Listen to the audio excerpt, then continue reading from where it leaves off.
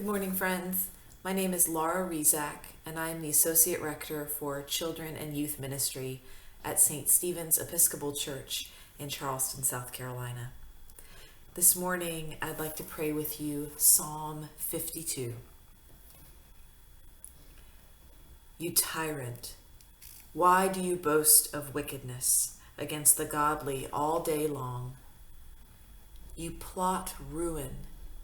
Your tongue is like a sharpened razor, O worker of deception. You love evil more than good, and lying more than speaking the truth. You love all words that hurt, O you deceitful tongue. Oh, that God would demolish you utterly, topple you and snatch you from your dwelling, and root you out of the land of the living. The righteous shall see and tremble, and they shall laugh at him, saying, This is the one who did not take God for a refuge, but trusted in great wealth and relied upon wickedness. But I am like a green olive tree in the house of God. I trust in the mercy of God forever and ever. I will give you thanks for what you have done, and declare the goodness of your name in the presence of the godly. Psalm 52. You know, what I love about the Psalms is that within them you can find the entire range of human emotions. If you look in the Psalms, you can find the heights of joy, and you can find the depths of despairs, and you can find the most burning hot anger.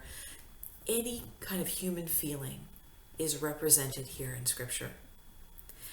And in this psalm that we have, it starts out with someone who is full of anger, self-righteously angry.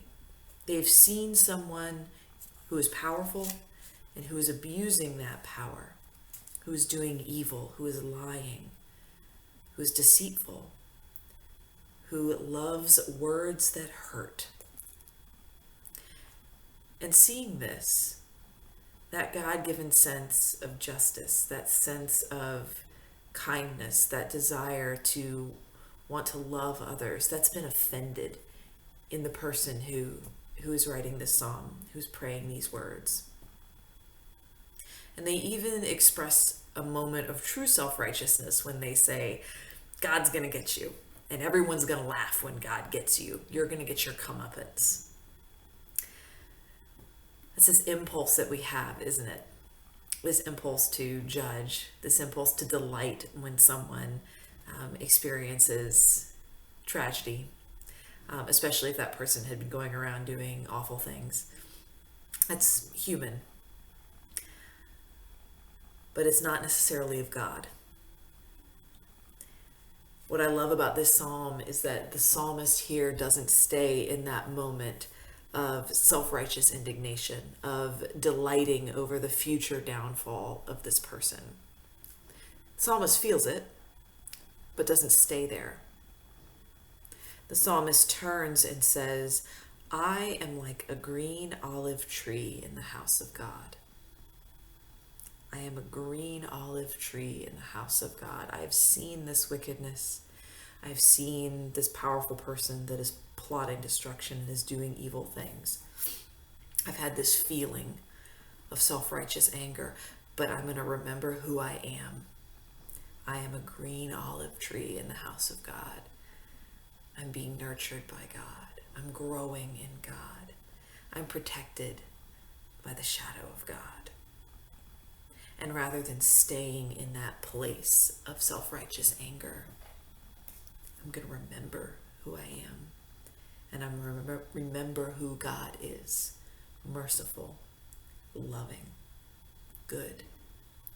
The psalmist moves from this self-righteousness that is poisoning the psalmist and moves instead towards gratitude for God and connection to God, which is what truly gives life. Friends, keep the faith, stay safe, wear your mask.